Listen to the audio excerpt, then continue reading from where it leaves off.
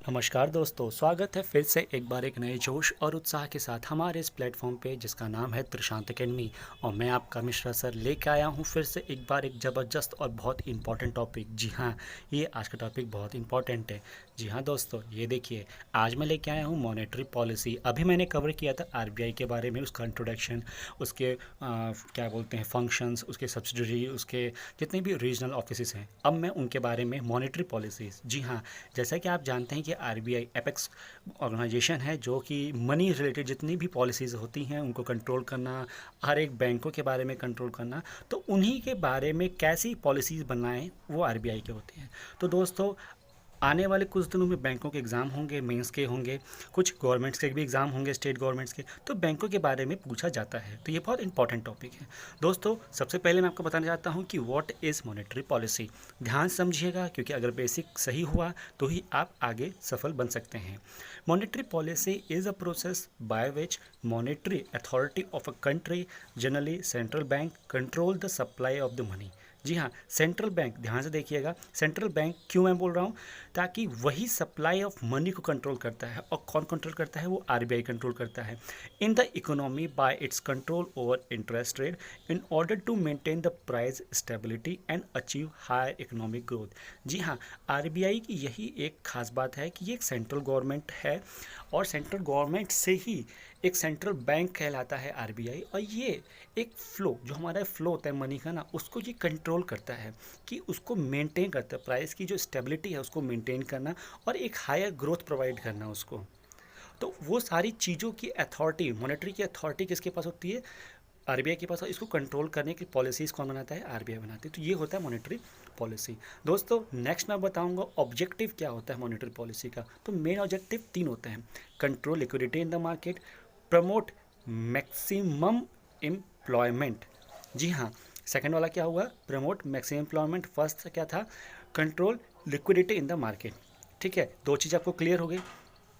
Third दोस्तों आता है balance the liquidity.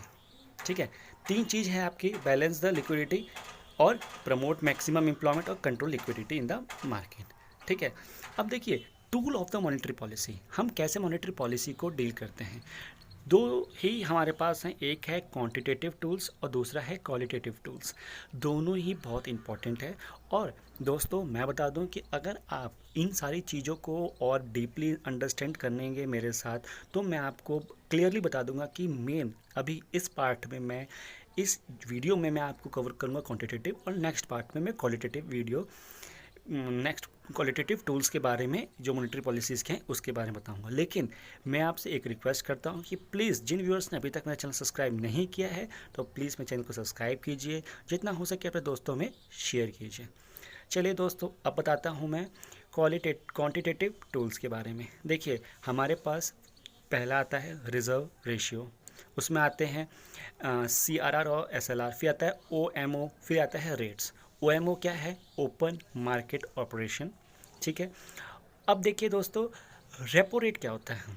Rate at which commercial bank borrow money from RBI is known as repo rate. It is a short term loan, maximum 90 days. जी हाँ, RBI ने लिया।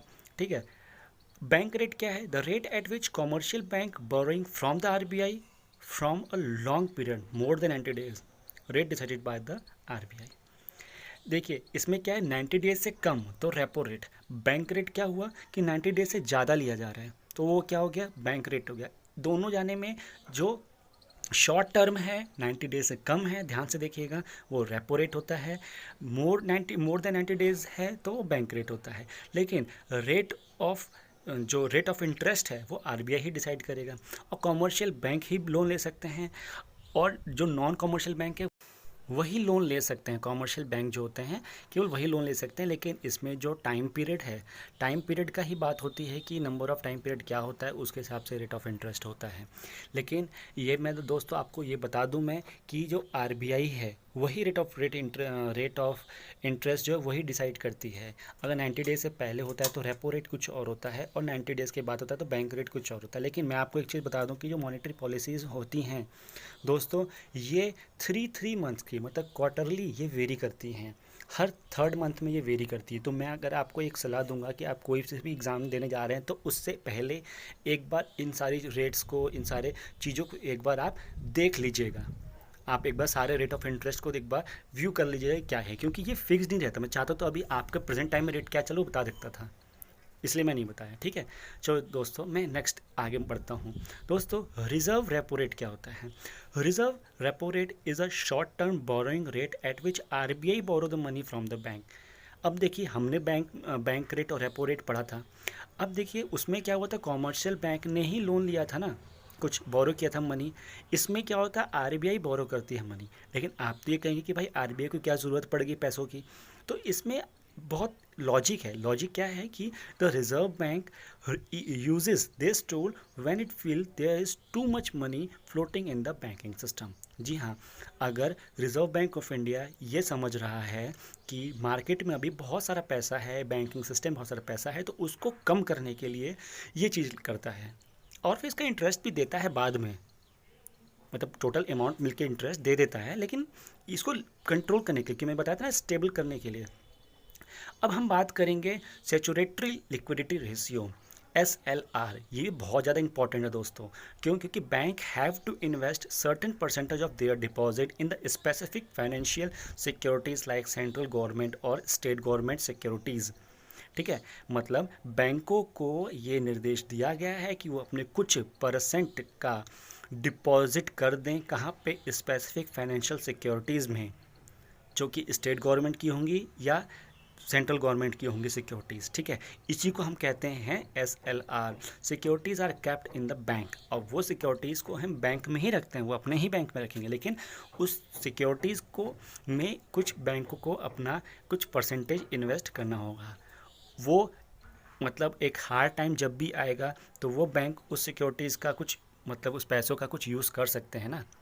तो इसी को ध्यान रखते हुए आरबीआई ने ये पॉलिसी बनाई हुई है कि जो सेचुरेटरी लिक्विडिटी रेशियो है वो सिक्योरिटीज़ पे अपना कुछ इन्वेस्ट करेंगे और उसको बैंक में रखा जाएगा।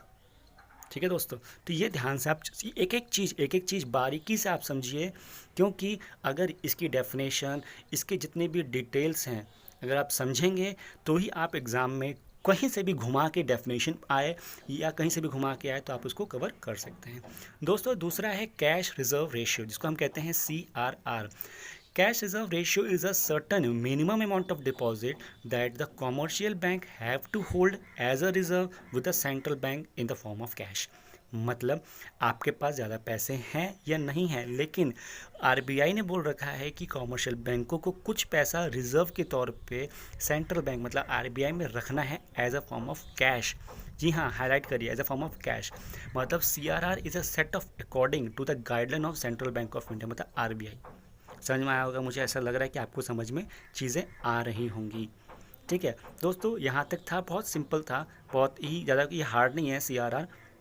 बस इतना समझिए कि हमारे पास ज़्यादा पैसे हैं तो मैंने कुछ रिजर्व, जैसे गुल्लक होता है ना घर में, हमने गुल्लक में रख दिया। ऐसे ही कॉमर्शियल बैंक जो होते हैं ना, वो अपना पैसा कुछ रिजर्व में रखना होता है। भाई कोई कुछ भी हो, दिवाला निकल गया या कुछ भी ऐसा चीज़ आया है कि फ़्लो नहीं बना बैंक में, तो वो उस चीज़ का वो यूज़ कर सकते हैं। हालांकि इसके ऊपर इंटरेस्ट उनको मिलेगा, ऐसा नहीं कि इंटरेस्ट नहीं मिलेगा, वो सब मिलता है, लेकिन ये एक रिजर्व फॉर्म में है। ठीक है, तो इन सारी चीज़ों की पॉलिसी बनाना भी किसका काम होता है? रिजर्व बैंक ऑफ इंडिया का होता है। ठीक है, तो दोस्तों यहाँ तक आपको क्लियर है, तो चलिए हम आगे बढ़ते हैं। नेक्स्ट है दोस्तों मार्जिनल स्टैंडिंग फैसिलिटी, MSF। दोस्तों ये बहुत ही कॉम्प्लिकेटेड तो नहीं है, लेकिन बहुत ही कंफ्यूजिंग टॉपिक होता है दोस्तों सबके लिए। Marginally standing facility is a new window created by reserve bank of India. किसने किया है? रिजर्व बैंक ऑफ इंडिया ने किया है। कब किया है? मई 2011 में किया है। ये क्वेश्चन पूछा जा चुका है, ध्यान से, ये क्वेश्चन पूछा जा चुका है। ठीक है, कब किया गया है MSF? तो ये मई 2011 में किया गया है। It is a overnight loan facility. मतलब आरबीआई ने सारे बैंकों को ये ओवरनाइट, कॉमर्शियल बैंकों को ये दे दिया फैसिलिटी, ओवरनाइट लोन फैसिलिटी। मतलब एक रात के लिए एक पर्टिकुलर अमाउंट का आप लोन ले सकते हैं। For this facility all scheduled commercial bank must have current account. इसके लिए क्या उनको चाहिए, रिक्वायरमेंट क्या है कि जितने भी शेड्यूल्ड कॉमर्शियल बैंक है ना, उनका अपना पर्टिकुलर करंट अकाउंट होना चाहिए। अब मैं बता दूं कि शेड्यूल्ड और अनशेड्यूल्ड बैंक में आपको नेक्स्ट वीडियो में ज़रूर बताऊंगा, वो कवर करूंगा मैं दोनों बैंकों का डिफरेंशिएट क्या होता है। दोस्तों यहाँ तक था आज का सेशन, और त्रिशांत एकेडमी की तरफ से मुझे, मिश्रा सर को और मेरे पूरी टीम को दीजिए इजाज़त। और अगर वीडियो पसंद है, और मैं तो आशा करता हूँ कि पक्का आपको वीडियो मेरा पसंद आया होगा, तो अगर मेरा वीडियो पसंद हो प्लीज़ मेरे सेशन को, मेरे वीडियो को प्लीज़ एक लाइक दीजिए। और अगर जिन भी व्यूअर्स ने अभी तक मेरा ये वीडियो सब्सक्राइब और ये चैनल सब्सक्राइब नहीं किया है, तो प्लीज़ लाल कलर के इस बटन को ज़रूर प्रेस कीजिए, साथ में ही नोटिफिकेशन बेल को भी प्रेस की, ताकि आपको हर रोज़ अपडेटेड ऐसे ही इंपॉर्टेंट वीडियोस एग्ज़ाम के लिए मिलते रहें।